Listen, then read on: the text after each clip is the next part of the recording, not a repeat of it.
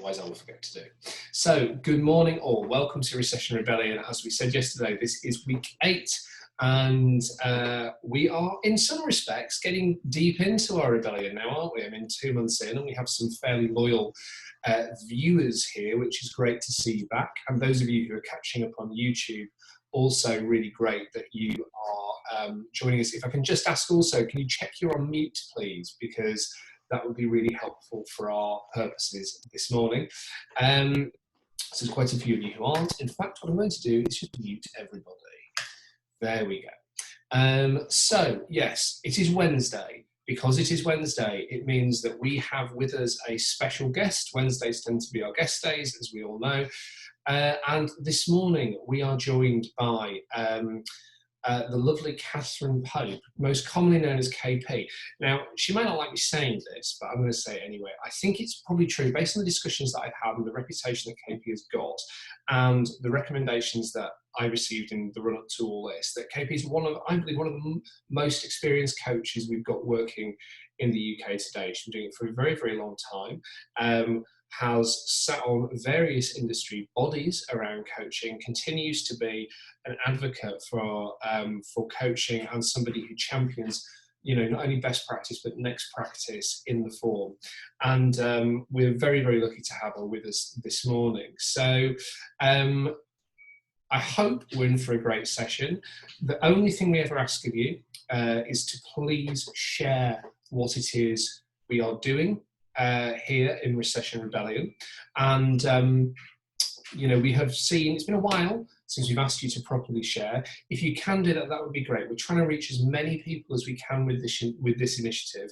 We've built up a real library of content now on YouTube. There's over 20 webinars there, and it's obviously growing week by week. We've got other videos going out. We do a lot of work in trying to find special guests and so on. We really would like to try and help as many people as we possibly can with this initiative. So if you could do us the honour of writing a status update about it on LinkedIn, or tweeting about it, or liking stuff that other people are doing, we would be very, very grateful for that. And perhaps more importantly, I'm sure that the people that this initiative will then reach and hopefully help will also be grateful as well. So I'll do some shout outs tomorrow for those of you who do it today. So please, could you get on that? It takes 2 minutes and it does make a difference. So thank you in advance. Right, here we are, Wednesday. KP, what are you going to be talking to us about today? Hi Phil, hi everyone. I am going to be talking to you today about improvising under pressure. And giving you a practice to use. Hang on a minute, let me share my screen for you all to get the slides up. Can you all see that? Can you see that, Phil? All good, all good. Fantastic. So, hi everyone. What is this session about? As it says, it's improvising under pressure, and I want to give you a practice for you to use by the end of this session. In essence, it will be a simple technique, a simple practice that will hopefully help you function better under pressure. It's built on lots of tried and tested techniques and science, and works with the brain, and it's simple. And it has a very easy acronym, because at my age, sometimes I forget stuff. So it's a useful acronym to help you remember. And it's something I use with my clients a lot. So, quick element of who am I? I've given you some key numbers. As Phil beautifully said, I have been around a bit. Thanks, Phil. And this is my 34th year working in the corporate environment, and 13 of those I was gainfully employed in various multinationals, and for the last 21 years I've run my own business. So I understand the challenges of leading and running a business and working in them. Another number, 18. 18 years ago I completed my first coach training, and I have in the last 18 years logged over 10,000 hours of coaching corporates and leaders. So quite a lot, really. And so yes, a few grey hairs. And I have a mix of business, 70-30 one-to-one coaching, and 30% of it is with boards and senior teams. So I have some experience of working with people who are operating and running businesses. So what's this all about? This is around how we can be the best and use our best skills and best competencies when we're under pressure. Running and leading a business is stressful at the best of times, now even more so. Day 51, isn't it? Or week 8, as you were saying, Phil. And the situation continues to change and will continue to change. And we are in a lot of disruption and challenge. And many of us are tired and fatigued, and it's really only the start of the marathon.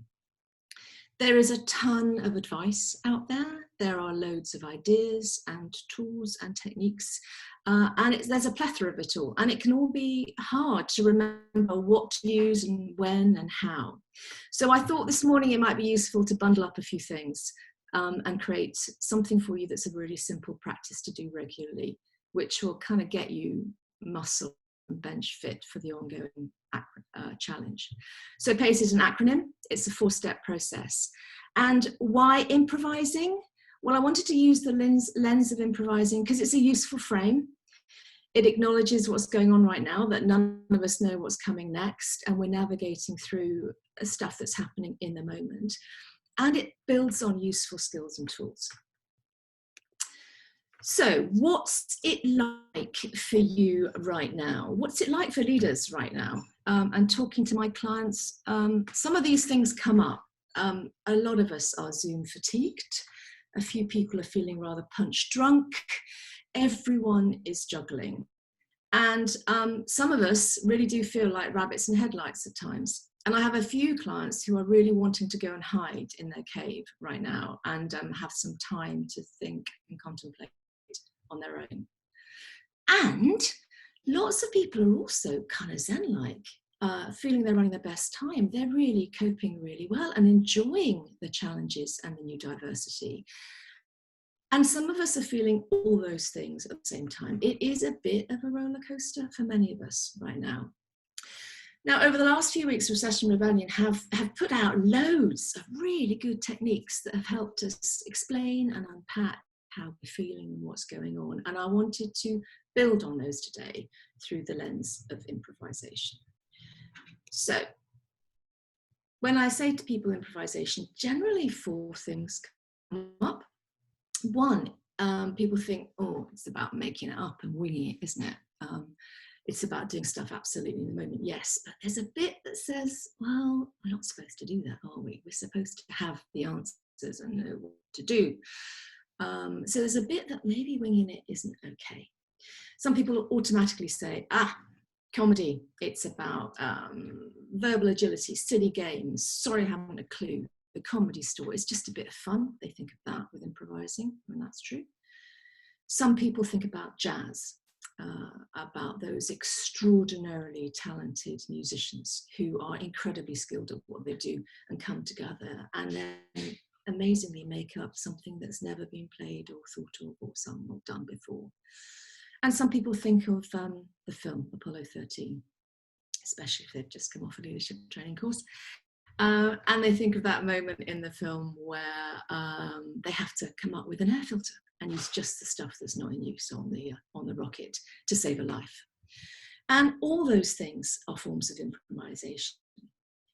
And, well, so what? What's the relevance for leadership right now about improvisation? Well, at the one end, improvisation seems really free-flowing, but actually, at its core, there are 2 very important bits. Its foundation, there are really key principles and structures. It is based on skills and competencies. It has really clear rules and structure to make it work effectively. It is time-bound. There is a short space of time within which the improvisation occurs. Jazz is not, thankfully, prog rock. It doesn't last for 90 minutes. And there is a principle in play where there are no mistakes. Whatever happens in the moment is supposed to be there and is incorporated. So there's some really important qualities and principles around improvisation that is really useful to remind ourselves and to hold as a lens. Also, the qualities. It's not just about the skills and competencies, it's about the qualities and the attitude that we hold.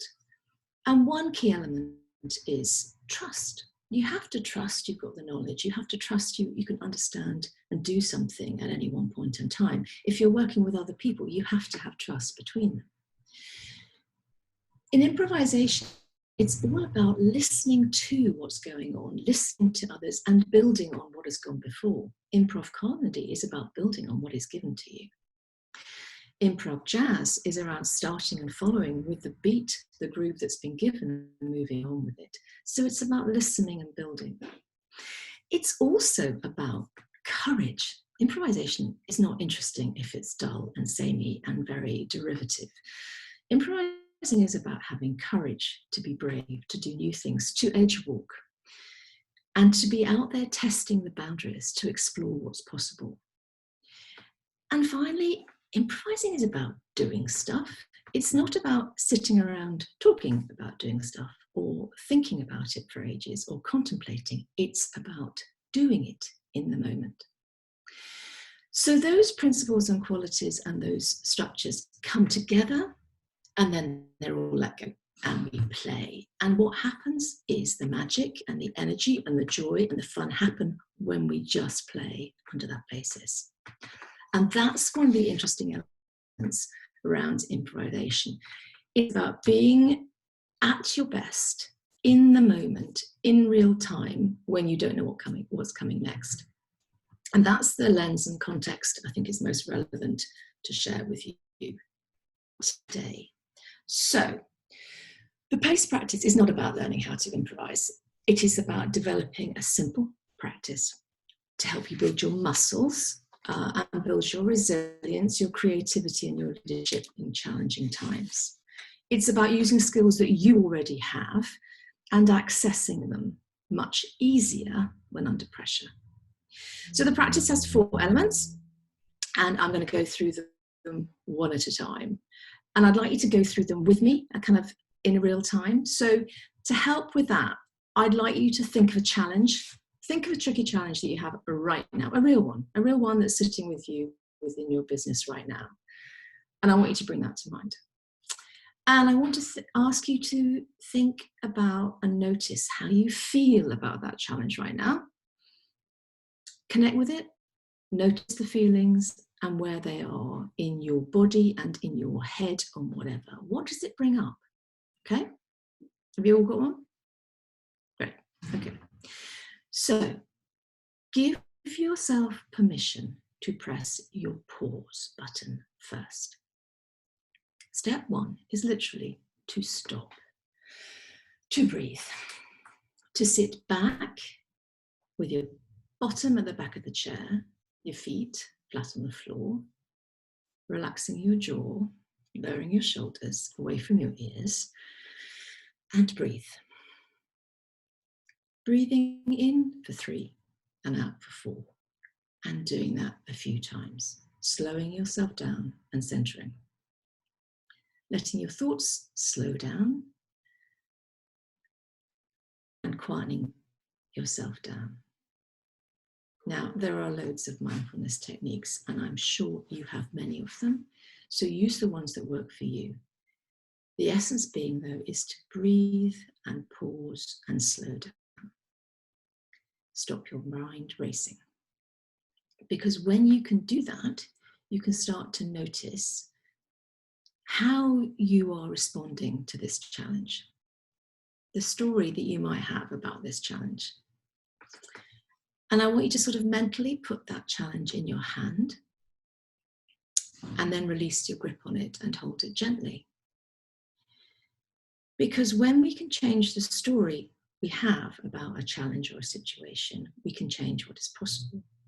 And we can't do that when we're in it, when we're in the grip and we're racing around thinking at speed. So step 1 is to pause.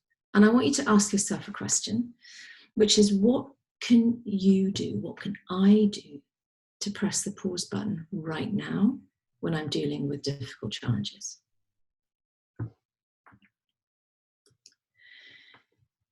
So the second step in the PACE practice is to accept. The key is to accept the situation, to accept what is.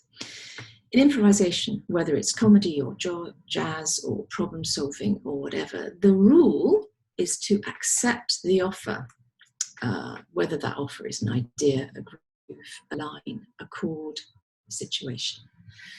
Yes, and is the phrase that is most useful to help us accept the situation. Because stress and confusion and dissonance really comes from not just the situation we're in or is thrust upon us, but the assumptions that we make about it, or the resistance we have to it, the "it shouldn't be this way" response that we often have.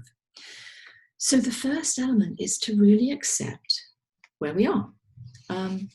It doesn't mean that we don't have to check assertions or half facts or erroneous conclusions or misinformation. We can still check, and we can still challenge and clarify facts and information. And look at it, even if it's really uncomfortable to do that. We can acknowledge how we feel. But accepting is key. And often this is the trickiest step, because part of us wants to fight and argue with it, and that doesn't help us be resourceful. So once we can accept, we can free up the energy to work on what we can do.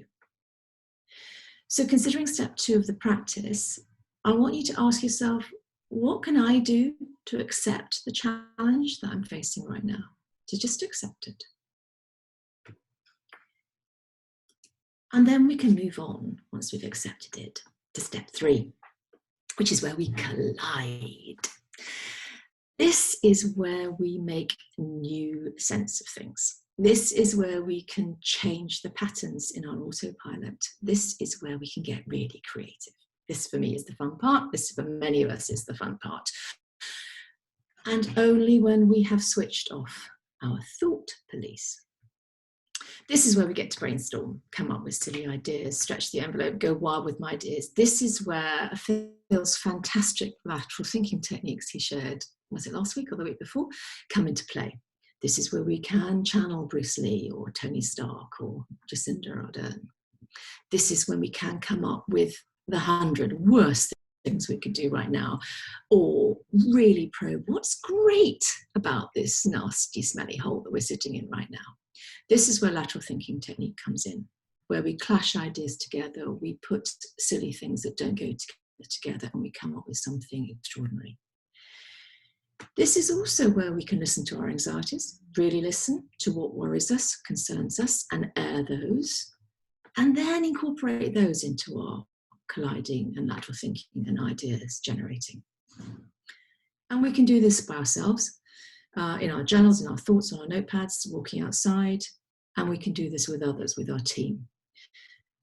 And this is a space where it's really useful to come up with brilliant, large, huge numbers of brainstorming ideas. So step 3 is collide. And I want you to ask yourself, what can I do to turn my thought police off right now that stops me playing this way? And secondly, what techniques will I use to collide and create new ideas today? Then, 4th step in the process, E. When we've got a long list of ideas, then we have to experiment, we have to do them, we have to try. Remember the key with improvisation, it's not sitting around talking about it or thinking about it, it's about doing it, it's about trying stuff, it's about acting, it's about playing, it's about giving it a go. And doing that quickly and briefly and with a light touch. There is no failure, there is only feedback when we're experimenting, we're just learning, we're trying, we're testing, we're reflecting, we're adapting, we're trying again.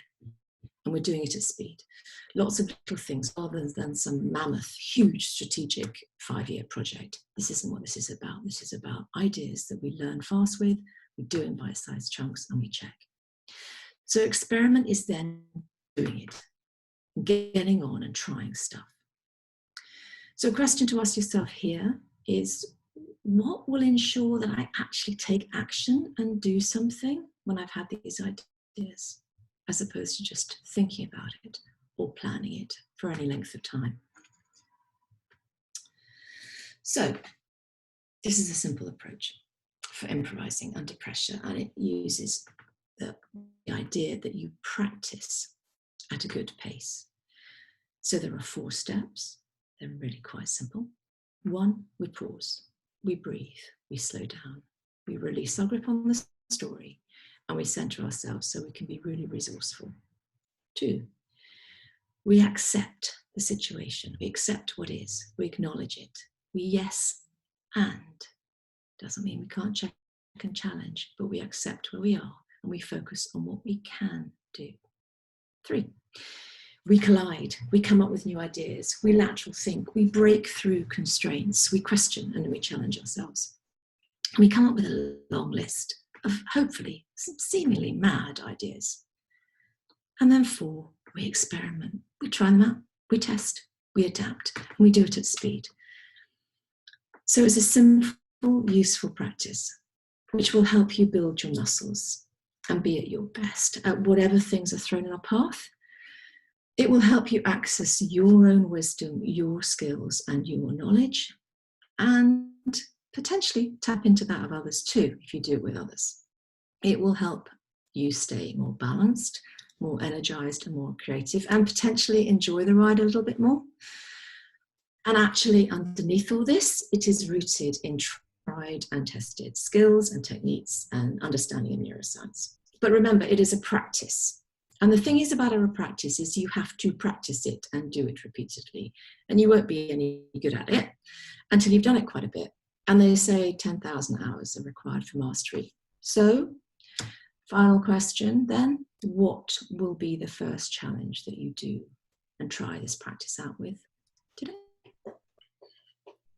KP, thank you. That was great. We have quite a few questions that come in as we talk. I love your point about practicing. I forever say to clients and to other people, the journey of being good at anything is the journey of being bad at it for quite a while first. So interesting to hear that echoed in what you just shared with us. How does this technique compare when we do it for groups versus one-to-one? Is it possible to do this in a group, or is it very much a one-to-one technique? Would be where I'd go with that question. Or one, or sort of on your own kind of thing rather than one-to-one. No, it's absolutely both. I do this with teams all the time. The whole element of getting a group together and slowing, pausing, getting in sync is really important. But actually, together collectively, what's going on, what do we accept about the situation, how do we hold that space, and then brainstorming is something I do with leadership teams and boards all the time. So I think it's as relevant to do it for you as others. It's easier for you to do this with other people if you've done it yourself first. If you're in your head racing around, resistant to accepting what's going on, it's very difficult to either lead others through this or be really present in a group. So yes, it's not either or, it's and. So you can do it with both, and definitely easily accessible. You need to pay more attention to make sure that everyone's tuned in and kind of in sync, but that's fine. And how would you encourage shyer members of a group, or people who have those internalized narratives about, I'm not creative, I'm not good at improvisation, those sort of limiting beliefs, which we see people in groups like that all the time, I'm sure. How would you encourage them to take part in exercises like this? Okay, loads of different ways. First one that comes to mind is, it's about taking time enough to do it and allowing people to do their own thinking first. So drawing things, doing things in breakout sessions, which we can do on Zoom, allowing people to have enough time to process is great. Getting people to hand over to each other one at a time, not putting people on the spot, getting them to work in small buddy groups. There's loads of ways. It's not necessarily about the quantity of speaking. We extroverts never have an issue of filling time and space and voice stuff. but actually being quiet and settling and letting people speak when they're ready is really useful. So the pause bit can be really important to set a space that's safe enough for people to be able to speak and has enough quiet to enable people to speak when they're ready. And that might require extroverts to have to be quiet, to allow the quieter ones to be encouraged. But that's okay. I think you have to go with the people you've got and see what happens. And if you're noticing people aren't contributing, then you just gently ask them and invite them into the space when they're ready. And how long would you recommend that somebody should allow themselves to, set aside for this kind of practice, and on what level of frequency? I think frequency is something that we need to do regularly, daily, hourly, until you get used to it. Just getting to the practice of sitting and stilling yourself before any key activity, meeting or phone call or session is really useful, because it allows you to get really present and out of your head. I do that before every single intervention or coaching conversation I have. I sit and I can center myself in 2 seconds because I do it over and over again. It may take people who aren't used to doing it 2 minutes, fine. So how long you take depends on how used you are to doing something. And the more you do things, the easier, simpler and quicker it becomes. But there isn't a rule. It's what works for you. And we're not all the same all the time. When we're in that, I want to be in a deep, dark cave, actually, it might be really hard to come out and bounce some ideas about. But actually, if we're in a moment where we're thinking, yeah, this is good, or I'm really angry, I nearly got some energy, you might find things flow really quickly. There is no rule. The point is to connect with how you're feeling, notice and see what comes up, and flex and change and be agile accordingly. So like that, I mean, I'm sure how many of you have seen the Whose Line Is It Anyway, Comedy Store, Play, etc. Everything is different because everybody is different, and you don't run the same program and get the same result every time. So, you have to flex and pay attention to how you're feeling, who's there, what the challenge is, and what comes up, and go with it. I think that's such great advice. And practically one of the easiest things that you can do in life is to make sure that your meetings end 5 or 10 minutes before the hour. I think a lot of us just go from meeting to conversation to different type of activity, and we never have any time to hit that reset button between one thing and the next. And personally, I would say it's had a huge impact on my work life. It's just making sure I'm calling time on things a few minutes before the next thing on days when I'm back to back, because it allows me to make sure I'm completely centered before I move into the next conversation. So I think there is a little bit of use practical diary management techniques as well to carve out the time for that pausing and accepting end of this kind of practice. KPO, I want to thank you for a really stimulating session this morning. Where can people contact you if they want to find out more about you and your marvellous work? kp@beechurst.com. I have a website, the Beechurst Consultancy. I'm on LinkedIn. Connect with me or email me, and I'd love to catch up with people. And we will be putting this up on LinkedIn and, of course, posting about it on LinkedIn later on, on YouTube, I should say. I'm posting about it on LinkedIn later on today, and I'm sure KP will chip in on that as well. So plenty of ways to connect there. Tomorrow is going to be Martin Lucas. Normally we do Thursdays, as we all know, but he's decided to go off and have a holiday this week, which I'm not sure what I feel about. Actually, I'm very supportive of it, but so he's having a nice time. So we're going to run a clinic tomorrow. I told you we'd be a little surprise, and this is what it is. So there is a price of admission for tomorrow, not of any sort of English pounds or US dollars, but actually I want to know your problems. I want to know what's showing up for you. I want to know what are the things that you're wrestling with that keep you coming back to Recession Rebellion day after day, week after week, in the hope of learning new stuff. What's showing up in your business or in your, that could be your business working on your own or your business working with others at the moment. So if you come tomorrow, please come armed with what are the things that are showing up for you right now. And as you join the chat, I will ask you to put it into the chat first thing tomorrow. I'm going to hack through as many of those tomorrow together as we can, with a view to trying to give good, practical, insightful advice. So from my perspective, it's a bit like high altitude training. I will not know what's coming at me before we actually start the session, but that's all good. We're going to hack through it together, take comments as we go as well. But yes, very much a clinic focus on tomorrow. So make sure you come prepared with what you need to get out of it. Give that one some thought, and I will see you here tomorrow at 9 o'clock for the end of week 8 of Recession Rebellion. A big thanks, as always, to our guest speaker. Today was KP. I personally found that the insight about improvisation there really, really interesting, and it's really interesting to think about those kind of things in particularly in this business context, where we very rarely get to think about creative techniques like that. So it was a really brilliant session this morning. Thanks again. Thanks to you all, and we'll see you tomorrow morning.